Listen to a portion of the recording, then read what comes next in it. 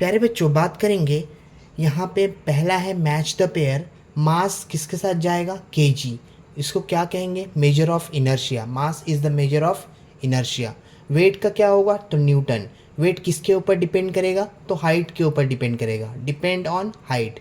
Acceleration due to gravity, third one. Acceleration due to gravity का unit क्या होता है? तो मीटर पर सेकेंड स्क्वायर होता है।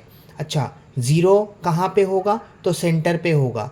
ग्रेविटेशन कांस्टेंट का यूनिट क्या होगा? न्यूटन मीटर स्क्वायर पर केजी स्क्वायर। क्या ग्रेविटेशन कांस्टेंट इसीलिए नाम दिया क्योंकि ये सेम होता है हर जगह, सेम एवरीवेयर।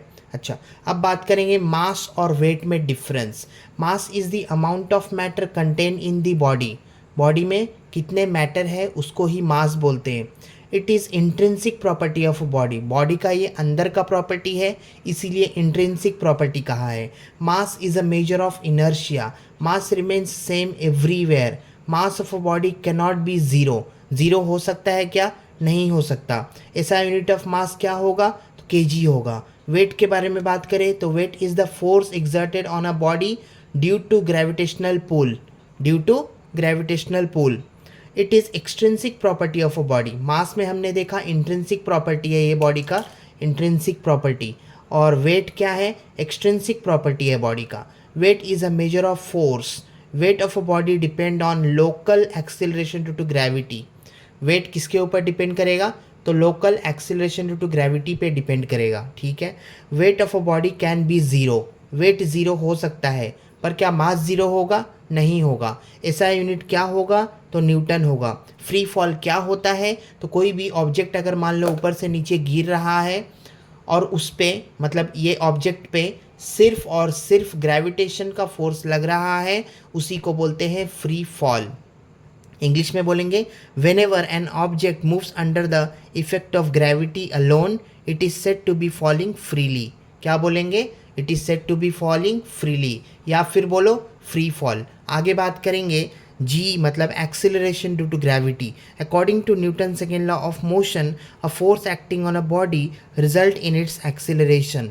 तो बॉडी के ऊपर फोर्स अगर लगेगा तो उसका क्या होगा? एक्सिलरेशन होगा। मान लो यहाँ पे एक ब्लॉक था, ये ब्लॉक के ऊपर मैंने फोर्स F लगा दिया और ये ब्लॉक यहाँ पे ऐसे मूव करने वाला है राइट साइड में, इसका मतलब यहाँ पे एक्सिलरेशन प्रोड्यूस होगा। Thus the gravitational force due to earth on a body result in its acceleration. अब बात करेंगे what is escape velocity. Escape velocity क्या होता है? The minimum velocity required to project an object to escape from earth gravitational pull. Earth के gravitational पुल से निकल जाने के लिए जो मिनिमम वेलोसिटी लगता है उसी को क्या कहते हैं? Escape velocity. तो वी एस्केप मतलब एस्केप वेलोसिटी का फॉर्मूला क्या होगा? √2gm/r।